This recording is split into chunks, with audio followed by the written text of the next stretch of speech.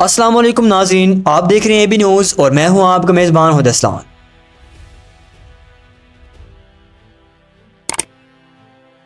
مضبوط F-35 کے signal, $1 trillion کی شرط، کیا سعودی ولی عہد اسرائیل کو تسلیم کرنے کے بدلے امریکہ سے ہتھیار لے رہا ہے؟ پس پردہ عزائم کیا ہیں؟ آج عالمی پولیٹکس کے میدان میں ایک ایسی ملاقات ہوئی ہے جس نے مشرق وسطی کی تقدیر بدلنے کا آغاز کر دیا ہے۔ وائٹ ہاؤس میں سعودی ولی عہد شہزادہ محمد بن سلمان کا استقبال ایسے شاہانہ انداز میں کیا گیا جو عموماً سربراہان مملکت کے لیے مخصوص ہوتا ہے۔ صدر ڈونلڈ ٹرمپ نے نہ صرف انہیں میجر نون نیٹو اتحادی کا درجہ دے دیا بلکہ ساتھ ہی F-35 لڑاکا کی فروخت اور سویلین نیوکلیر انرجی معاہدے پر بھی دستخط کر دیے۔ یہ ملاقات کیوں ہوئی، اس کے خفیہ مقاصد کیا ہیں، اور ایک ایسے وقت میں جب غزہ پر اسرائیلی جارحیت جاری ہے تو یہ سعودی بازی ہمارے خطے پر کیا اثرات ڈالیں گے؟ 7 سال بعد وائٹ ہاؤس پہنچنے والے سعودی ولی عہد محمد بن سلمان کا استقبال غیر معمولی تھا۔ انہیں فوجی اسلامی گھڑ سوار دستوں کی پریڈ اور F-35 طیاروں کا فلائی پاسٹ پیش کیا گیا۔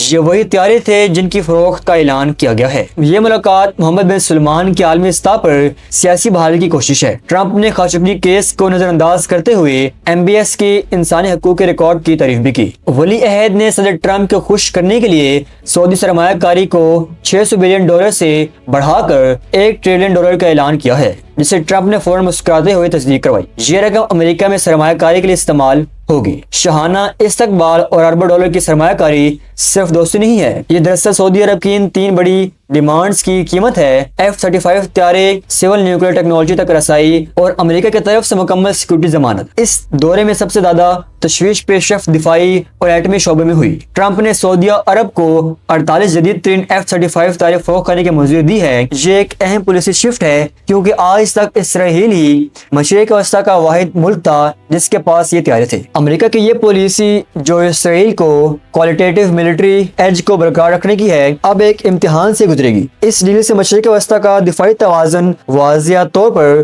تبدیل ہو جائے گا۔ دونوں ممالک نے سویلین نیوکلیر انرجی پر مشترکہ اعلامیہ کی توثیق کی جو اشر پر محیط کثیر ارب ڈالر کی شراکت داری کی بنیاد ہے۔ تاہم اس معاہدے پر اب بھی ایک مشکل باقی ہے۔ سعودی عرب نے امریکی شرط کو قبول کرنے سے انکار کر دیا ہے جس کے تحت یورینیم کی افزودگی یا استعمال شدہ ایندھن کی دوبارہ پروسیسنگ نہیں کی جا سکتی۔ یہ دونوں کام ایٹم بم بنانے کی صلاحیت تک لے جانے کے ممکنہ راستے ہیں۔ ٹرمپ نے اگرچہ اسے فوری نہیں قرار دیا مگر معاہدہ ہو چکا ہے۔ اس ملاقات کے سب سے حساس اور اہم پہلو اب سامنے آتے ہیں۔ اس وقت جب غزہ میں اسرائیلی بربریت اور قتل و غارت جاری ہے، صدر ٹرمپ نے محمد بن سلمان پر زور دیا کہ وہ ابراہیم معاہدے کے تحت اسرائیل کے ساتھ تعلقات کو معمول پر لائے۔ سعودی ولی عہد نے کہا کہ وہ جلد از جلد تعلقات معمول پر لانے پر کام کر رہے ہیں، لیکن اس کے لیے فلسطینی ریاست کے لیے 2 ریاستی حل کا واضح راستہ ضروری ہے۔ سعودی عرب کو جدید ترین ہتھیاروں اور ایٹمی ٹیکنالوجی کے فروغ کے بدلے میں اسرائیل کے ساتھ تعلقات کو معمول پر لانے کے لیے دباؤ ڈالنا